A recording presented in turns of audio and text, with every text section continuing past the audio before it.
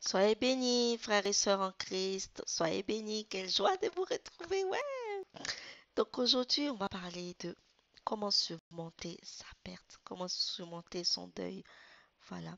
Donc avant ça, on va dire merci au Seigneur pour tout ce que nous avons, pour toutes ces petites choses dans nos vies qui nous rendent heureuses, tout. On va lui dire merci car tout est grâce et il nous fait grâce de tout. Voilà, il nous fait grâce de tout. Parce que même si on ne mérite pas, on n'est pas mieux que, je ne suis pas mieux que toi qui me regardes. Non, je ne suis pas mieux. Je ne suis pas mieux que celui qui n'a pas pu, par exemple, se réveiller ce matin. Je ne suis pas mieux que lui. Mais c'est Dieu qui nous fait grâce. Voilà. Et il fait grâce à qui il veut.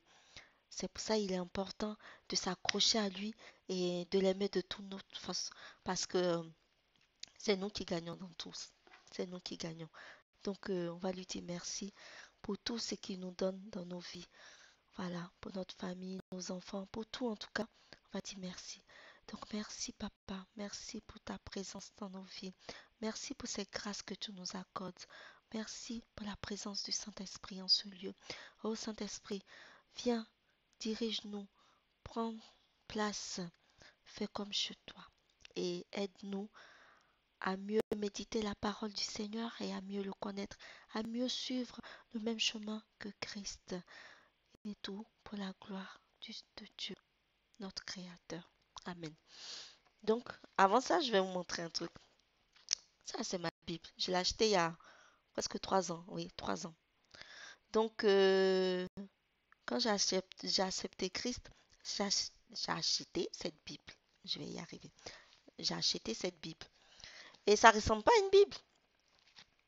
Pourquoi? Parce qu'à la base, j'avais honte. J'avais honte qu'on me voit lire la Bible quelque part. Donc, j'avais honte. Donc, j'ai pris ça. Je me dis, voilà, comme ça, ni vu ni connu. Tu vas croire que je lis un livre d'explorateur. Mais non, c'était ma Bible. Voilà. Mais, Dieu merci. Jésus a pris ma honte sur la croix. Et j'ai compris. Merci, Christ, d'avoir pris ma honte sur la croix. Parce que grâce à toi, vraiment, j'ai une nouvelle Bible. Voilà, ma nouvelle Bible. Donc, merci, Christ. Car te connaître et faire ta volonté, la volonté de Dieu, voilà, c'est ce qui, c'est ma priorité. Donc aujourd'hui, nous allons parler de surmonter son deuil.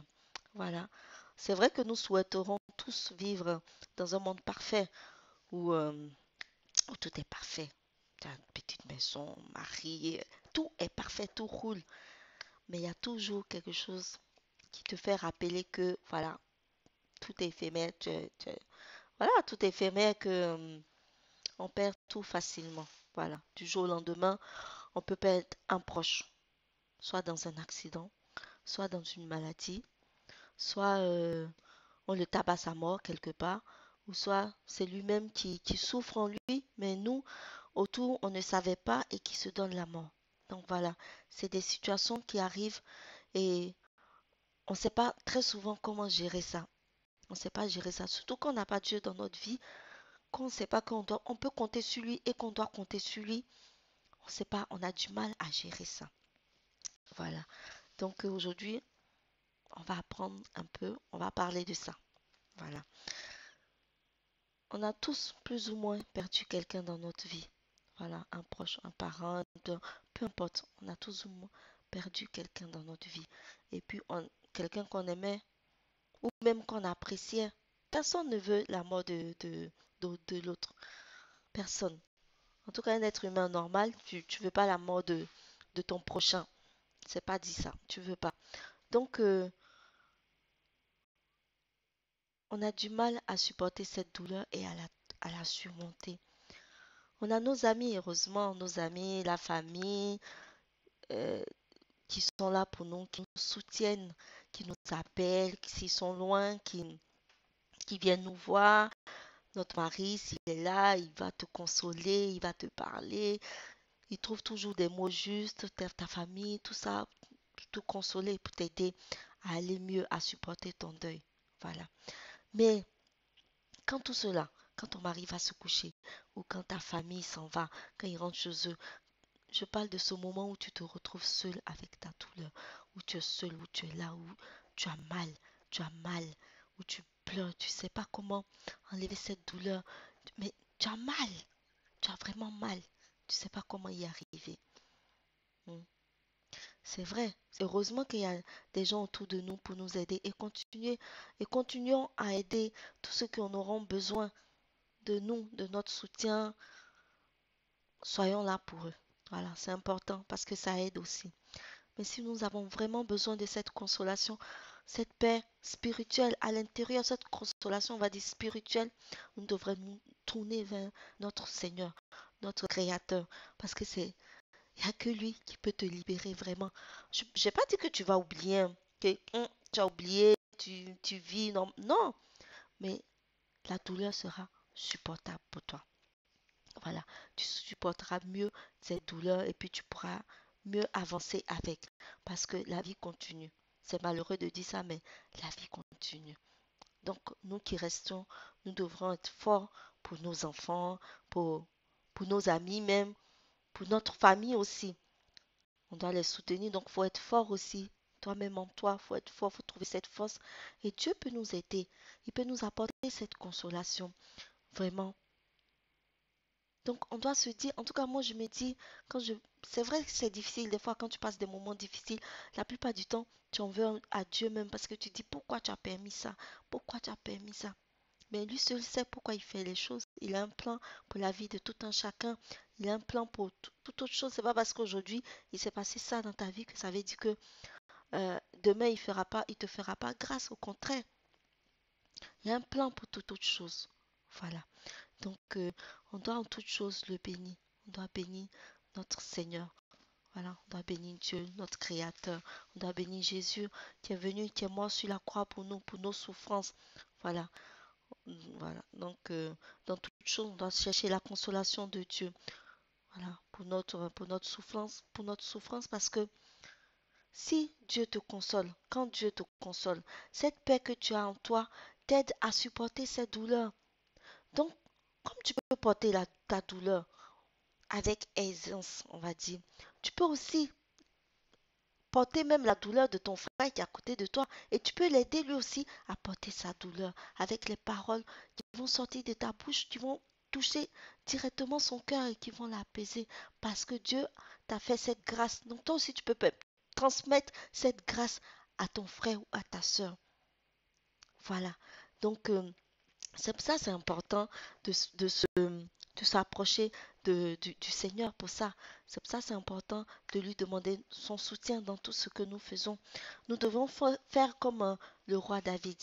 Hmm? Vous vous souvenez le roi David, comment il priait et tout, comment quand il était dans une situation, quand il était heureux, il louait avec tout son cœur.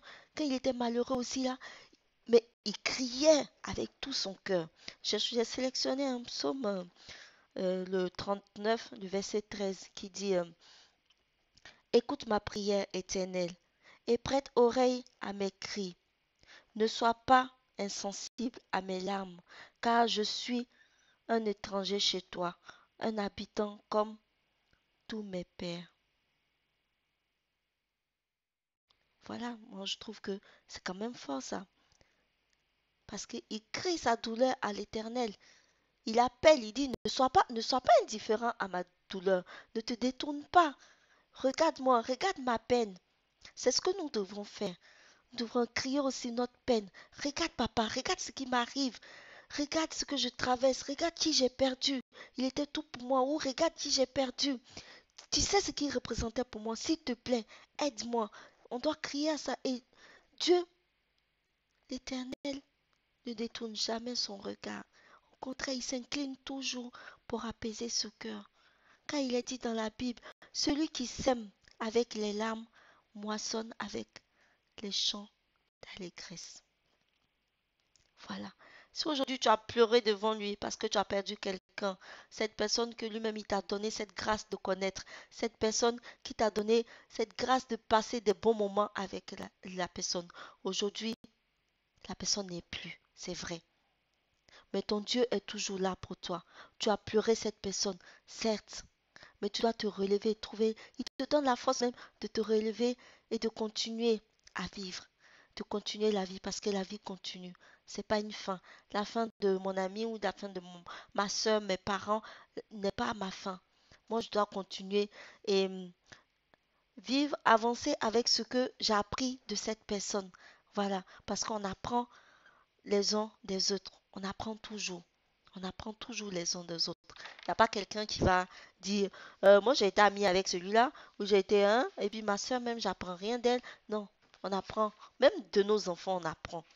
Même de nos enfants, on apprend. Donc voilà, il faut que nous nous tournons vers notre Dieu quand nous avons du chagrin, quand nous avons la peine, quand nous ne savons plus où aller. Parce qu'il y a des fois, on a tellement mal. Moi, j'ai traversé une période de 2012-2013, sans mentir, demander à ma famille, jusqu'en décembre 2013, 23 décembre, où mon dernier cousin est décédé. Entre ça, j'avais l'impression que c'était tous les jours qu'on perdait quelqu'un. Ma tante, mon oncle, mes grands-parents, mon arrière-grand-mère, tout. J'avais l'impression que c'était tous les jours du côté des papas, du côté des mamans. C'est comme si c'était une concurrence. Arrivé un moment, je savais plus comment pleurer. Mon cœur était trop lourd. Qu'est-ce que, qu'est-ce que j'ai fait? Après avoir, parce qu'avant tout là, on cherche réconfort auprès de nos parents, nos frères, nos amis. On cherche réconfort, on appelle ou ils nous appellent, on pleure avec eux, on parle avec eux. Et puis ça nous aide. Mais arrivé un moment, tu te retrouves seul aussi, comme je disais.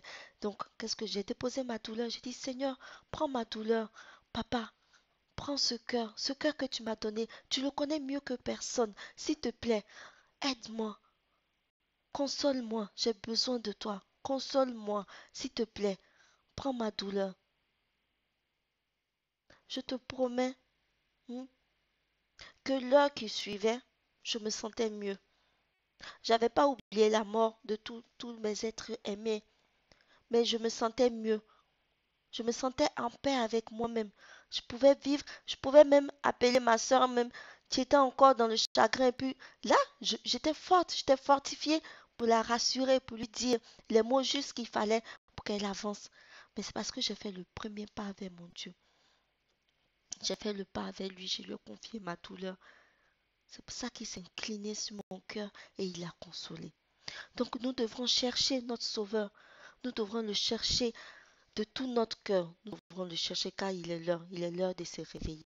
Il est l'heure de se réveiller, chers amis, chers frères, chers cousins, chères cousines, chers amis, tous ceux qui vont écouter là. Il est l'heure de se lever.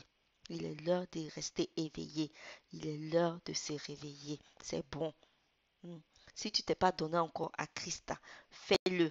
C'est pour ton bien, pour ton salut. Parce que quand tu as fini de faire, quand tu as fini d'aller en boîte, de chercher tout ce que tu as envie de chercher là. Quand tu as tout là, après il y a quoi? Et puis une chose dans la vie, quand on a, des fois on a tout, hein, et puis le lendemain, on se retrouve sans rien, sans rien, sans rien. Qu'est-ce qui s'est passé là? Ah, voilà. Le Seigneur, il ne veut pas ça pour nous. Mais des fois, il fait des choses pour qu'on apprenne une leçon. Qu'on apprenne que tout ce qu'il nous accorde sur terre là, c'est pour nous aider à avancer, mais c'est rien, c'est que du matériel. Faut penser maintenant à ton salut, faut penser à sauver ton âme. Hein? C'est dit dans la parole, c'est dit dans Marc 1, chapitre 1, verset 15. Dit, le royaume est proche, donc répentez-vous et croyez en la bonne nouvelle. La bonne nouvelle, c'est ça. C'est tout ce qu'il y a dedans. Il y a de quoi faire. Voilà. Donc, faut croire en cette nouvelle-là. Il faut se répandre. Répentez-vous. Répentez-vous. Reconnaissez devant Dieu que qu'on n'est rien, qu'on n'est que poussière. Qu'on n'est que poussière. Que sans lui, là, on n'est rien. Nous ne sommes rien. Rien du tout. Les gens qui sont là, j'ai grouillé. Non. Tu as grouillé de quoi? Si Dieu ne t'avait pas regardé, s'il ne s'était pas souvenu de toi, tu ne serais pas où tu es. Tu n'as pas grouillé du tout. C'est sa grâce. Il t'a fait grâce. Donc, tu dois lui rendre toute la gloire. Voilà. Tu dois croire en lui et méditer sa parole. Parce que dans sa parole, il y a toutes sortes de réconfort. On trouve tout, tout ce que nous voulons, tout ce que nous avons besoin, hein, tout ce que notre âme a besoin, là, ça est dedans. On retrouve ça. Donc, frères et sœurs, amis, inconnus, remets-toi à Christ. Reconnais-le comme ton sauveur, car il est mort pour nos péchés. Et quand il va revenir, là, faut pas, il va te retrouver dans un état où en train de faire un truc qu'il faut pas faire. Quand il va revenir, il faut qu'il te retrouve en train de méditer la parole. Il faut qu'il te retrouve en train de le chercher. Hein? Faut te répondre, faut te rapprocher de lui pour connaître l'amour de Dieu, son amour infini pour nous. Ah oui, quand tu es en Christ, quand tu es en Christ, quand tu crois vraiment totalement, quand tu te donnes totalement pour qu'il dirige ta vie, je peux te promettre, je te promets même, je te dis, c'est la vérité, tu ne manques de rien. Mais quand je dis de rien, là, c'est de rien. Il s'en charge, il se charge de toute ta vie, il s'en charge. Il porte ça sur lui, comme il a porté tous nos péchés à la croix. Il fait de ça une priorité, car tu as une priorité pour lui. Tu as un trésor pour lui, si tu ne sais pas. C'est tellement important de comprendre comment il nous aime. Comment il nous aime. Il nous aime trop. Dans Éphésiens 3:20, dit, c'est Paul qui dit, que Dieu, que le Dieu Tout-Puissant a tout pouvoir dans l'univers, peut vous bénir au-delà de tout ce que tu demandes ou que tu penses. Au-delà de tout, ne limite pas ton Dieu à ton esprit limité. Non, Dieu peut tout faire pour toi. Et il veut tout faire pour toi. Tout ce qu'il demande, là, c'est que tu crois, mais totalement en lui, que tu arrêtes de chercher des solutions par toi-même. Parce que de toi-même, là, tu ne vas pas y arriver et tu ne vas pas trouver les bonnes solutions. Tu vas trouver les solutions temporaires, mais demain, tu seras toujours dans la même situation, en train de te demander encore, ah, qu'est-ce que je vais faire? Ah, qu'est-ce que je... Non! Donne-toi totalement à Dieu. Tu n'as rien à perdre. Quand tu sais pas parce que tu vis en Christ que ça t'empêche de te marier ou de faire ta vie. Non, c'est juste que tu dis, ça, c'est mon fondement. Voilà, c'est sur ça que je me tiens. Quand tu te tiens sur ça, là, tu ne peux pas tomber. Tu ne peux pas tomber. Notre Dieu est un Dieu d'amour. Il nous a fait tellement de promesses, qu'il nous fait tellement de promesses. Tout ce qu'il demande, c'est de croire en lui et il t'ouvre toutes tes portes. Toutes les portes. Crois-moi, il t'ouvre toutes les portes et tu ne manques de rien. Moi, j'ai fait. Si moi j'ai fait, c'est que toi tu peux faire. Si moi Nadège j'ai fait là, c'est que toi tu peux faire. Parce qu'il n'y a pas quelqu'un qui se posait autant de questions que moi. Hein? Mais je l'ai fait. J'ai donné ma vie à Christ. Et je ne regrette rien. Je ne vis que pour lui. Les envies du monde, c'est que le monde, ça m'intéresse même pas même. Ça m'intéresse même pas. Et Dieu merci, je me suis éloignée de ça et sans regret. Donc fais-le. Fais-le, fais totalement confiance en ton Dieu. Il le fera pour toi, comme il a fait pour moi, comme il a fait pour plusieurs autres personnes. Il y a tellement de témoignages. Donc, confie-toi totalement à ton Dieu, sans peur, sans rien. Car avec lui, là, il n'y a pas de honte, il n'y a pas de peur, il n'y a rien du tout. Il n'y a que la gloire et la joie. Et la joie de vivre. Tu as toujours la joie, tu es toujours souriante, tu n'as pas de problème. Peu importe tes problèmes même, ça t'inquiète pas parce qu'il prend, parce qu'il prend. Donc lève-toi, donne-toi à Dieu, mais totalement à Dieu et confie-lui ta vie. Restez infiniment bénis, restez bénis. Que Dieu se souvienne de chacun de vous qui touche le cœur de tous ceux qui ont le cœur brisé ou malade. Seigneur, touche leur cœur, aide-les à aller mieux. Qu'ils reconnaissent que tu es un Dieu tout-puissant, car c'est ce que tu es. Que toute la gloire de ma vie te revienne, mais totalement. Je n'en veux rien, moi. Que toute la gloire te revienne, papa. Et merci pour tes grâces. Restez bénis, frères et sœurs.